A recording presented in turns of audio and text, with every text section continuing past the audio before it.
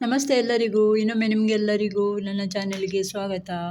Friends, ಇವತ್ತಿನ ನನ್ನ video ಇದೆ ಅಲ್ಲ, ಇದು ಪ್ರಾಣಿ ಪ್ರಿಯರಿಗೆ ಇಲ್ಲಾಂದರೆ ಬೆಕ್ಕು ಪ್ರಿಯರಿಗೆ, ಸ್ಪೆಷಲಿ ಯಾರೆಲ್ಲ ಫ್ಲ್ಯಾಟಲ್ಲಿದ್ದೀರಲ್ಲ, ನಿಮಗೆ ಏನಾದರೂ ಬೆಕ್ಕು ಸಾಕಬೇಕು ಅಂತ ಮನಸ್ಸಿದ್ರೆ, ಅಂದರೆ ನಿಮ್ಮ ಬೆಕ್ಕನ್ನು ತುಂಬ ಪ್ರೀತಿಸಿರಾದರೆ ಏನೆಲ್ಲ ವಸ್ತುಗಳು ಬೇಕು ಮತ್ತು ಹೇಗೆ ಸಾಕಬೇಕು ಅಂತ ನಾನು ಈ ಚಿಕ್ಕ ವಿಡಿಯೋದಲ್ಲಿ ಹೇಳ್ತೇನೆ.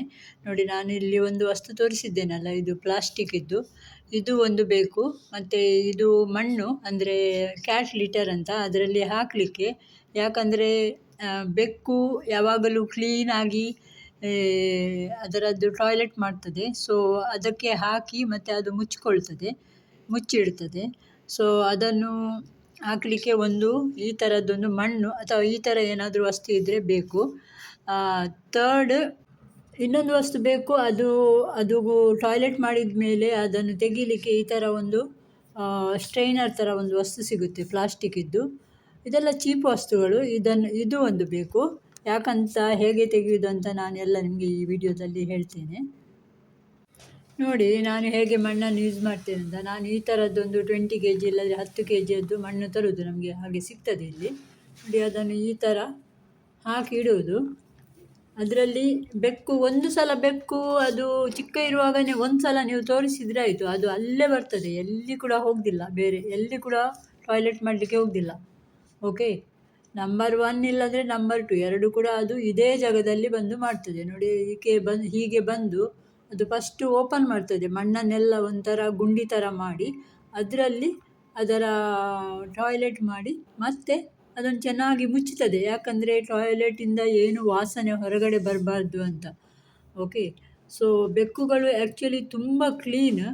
ಅವುಗಳು ಮಾಡಿದ ತಕ್ಷಣ ನೋಡಿ, ಇದು ಹೇಗೆ ಚೆಂದ ಮಾಡಿ ಮುಚ್ಚಿಡ್ತದೆ. ಅದು ಪುನಃ ನೋಡ್ತದೆ ವಾಸನೆ ಬರ್ತದ ಅಂತ. ವಾಸನೆ ಬಂದರೆ ಪುನಃ ಅದು ಹೀಗೇ ಮುಚ್ಚಿಕೊಂಡು ಹೀಗೆ ಹೋಗ್ತದೆ. ಓಕೆ, ನಮಗೆ ಯಾವಾಗ ಟೈಮ್ ಸಿಗುತ್ತೆ ನೋಡಿ, ನಾನು ಡೈಲಿ ಒಂದು ಸಲ ತೆಗೆಯೋದು, ಡೈಲಿ ಒಂದು ಸಲ ಬೆಳಿಗ್ಗೆ ತೆಗೆಯೋದು. ಹೀಗೆ ಅದು ಮಾಡಿದ್ದೆಲ್ಲ ರೋಲ್ ಆಗ್ತದೆ ಆ ಮಣ್ಣಲ್ಲಿ. ಅದನ್ನು ಡೈಲಿ ಹೀಗೆ ತೆಗೆದು ಪ್ಲಾಸ್ಟಿಕಲ್ಲಿ ಹಾಕಿ ನೆಕ್ಸ್ಟ್ ಡೇ ಬಿಸಾಡೋದು. ಓಕೆ, ಈ ಥರ ನಾವು ಇದರ ಟಾಯ್ಲೆಟ್ ಬಗ್ಗೆ ಈ ಥರ ನಾವು ಕಾಳಜಿ ವಹಿಸಬೇಕು. ಯಾಕಂದರೆ ತುಂಬ ಮಂದಿ ಭಾವಿಸ್ತಾರೆ ಇದು ಟಾಯ್ಲೆಟ್ ಮಾಡಲಿಕ್ಕೆ ಎಲ್ಲಿ ಹೋಗ್ತದೆ ಬೆಕ್ಕು ಹಾಗೆ ಹೀಗೆ ಅಂತ. ನೋಡಿ, ಈ ಥರ ರೋಲ್ ಎಲ್ಲ ಆಗ್ತದೆ ಅದು ಮಣ್ಣು. ಓಕೆ, ಮೂರನೇ ಅದು ಬೇಕು. ಇದು ಒಂದು scratch board. Okay, scratch board ಇಲ್ಲಾಂದರೆ ಏನಾದರೂ ಮನೆಯಲ್ಲಿ ರಟ್ಟು ಥರ ಏನಾದರೂ ಕಾರ್ಡ್ಬೋರ್ಡ್ ಥರ ಏನಾದರೂ ಸಿಕ್ಕಿದರೆ ಪರವಾಗಿಲ್ಲ. ನಾವು ಇಲ್ಲಿ ಈ ಥರ ಒಂದು ಕಾರ್ಡ್ಬೋರ್ಡ್ ತಗೊಂಡು ಬರ್ತೇವೆ. ಈ ಕಾರ್ಡ್ಬೋರ್ಡ್ ಇದೆ ಅಲ್ಲ, ಇದು ಅದಕ್ಕೆ ಅದು ಕುತ್ಕೊಳ್ತದೆ ಮತ್ತು ಅದು ಸ್ಕ್ರ್ಯಾಚ್ ಮಾಡ್ತದೆ. ನೋಡಿ, ಈ ಥರ ಇದರೊಟ್ಟಿಗೆ ಒಂದು ಇದು ಬರ್ತದೆ ಅಂತ, ಇವರು ಇಲ್ಲಿಂದ ತಗೊಂಡು ಬರುವಾಗ ಇದರೊಟ್ಟಿಗೆ ಒಂದು ಒಣಗಿದ ಹುಲ್ಲು ಕೊಡ್ತಾರೆ. ಇದು ಬೆಕ್ಕು ತುಂಬ ಲೈಕ್ ಮಾಡ್ತದೆ ಈ ಹುಲ್ಲು. ಎಂಥ ಹುಲ್ಲು ಅಂತ ಗೊತ್ತಿಲ್ಲ, ಇಲ್ಲಿ ಮಾತ್ರ ಕೊಡ್ತಾರಾ ಅಂತ ನನಗೆ ಗೊತ್ತಿಲ್ಲ. ಅದು ಹಾಕಿದರೆ ಅದು ಒಂಥರ ಅಮಲ್ ಥರ ಆಗ್ತದೆ ಏನೋ ಅದಕ್ಕೆ. ಸೊ ತುಂಬ ಖುಷಿ ಪಡ್ತದೆ. ನೋಡಿ, ಈ ಥರ ಸ್ಕ್ರ್ಯಾಚ್ ಮಾಡುತ್ತೆ ಬೆಕ್ಕು. ಹೀಗೆ ಮಾಡುವುದರಿಂದ ಅದರ ಉಗುರು ಕೂಡ ಹೋಗ್ತದೆ. ಮತ್ತು ಅದಕ್ಕೆ ಗೊತ್ತಿಲ್ಲ ಬೆಕ್ಕಿಗೆ ಯಾಕೆ ಹೀಗೆ ಮಾಡ್ತದೆ ಅಂತ, ಅದು ನಾನು ಕಂಡುಹಿಡಿಯಲಿಲ್ಲ. ಇಲ್ಲಾಂದರೆ ಅದು ಸೋಫಾದ ಮೇಲೆ, ಇಲ್ಲಾಂದರೆ ನಿಮ್ಮ ಸೂಟ್ ಕೇಸು, ಇಲ್ಲಾಂದರೆ ಏನಾದರೂ ಗಟ್ಟಿ ವಸ್ತು ಇದ್ದರೆ ಅಲ್ಲಿ ಹೋಗಿ ಸ್ಕ್ರ್ಯಾಚ್ ಮಾಡ್ತದೆ. ಸೊ ಅದಕ್ಕಾಗಿ ನೀವು ಇಂಥದ್ದೊಂದು ಬೋರ್ಡು ತಗೊಂಡು ಬಂದರೆ ಒಳ್ಳೆಯದು.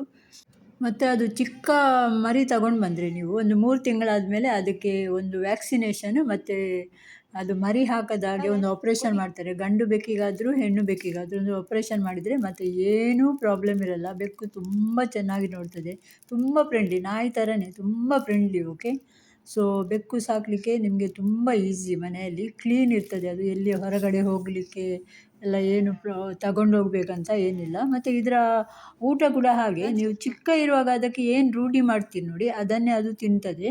ನಮಗೆ ಇಲ್ಲಿ ಹೀಗೆ ಪ್ಯಾಕೆಟಲ್ಲಿ ಫುಡ್ ಬರುತ್ತೆ. ನಮ್ಮ ಬೆಕ್ಕಿಗೆ ನಾವು ಫಸ್ಟಿಂದ ಇದೇ ಹಾಕಿದ್ದು, ಅದರಿಂದ ಅದು ಮನೆಯಲ್ಲಿದ್ದ ಏನು ಫುಡ್ಡು ತಿನ್ನಲ್ಲ, ನಾನ್ ವೆಜ್ಜು ತಿನ್ನಲ್ಲ, ವೆಜ್ಜು ತಿನ್ನಲ್ಲ, ಹಾಲು ತಿನ್ನಲ್ಲ.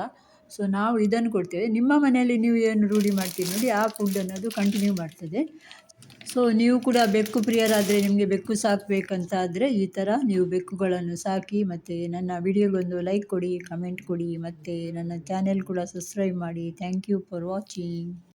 ನೆಕ್ಸ್ಟ್ ವಿಡಿಯೋದಲ್ಲಿ ಸಿಗೋಣ.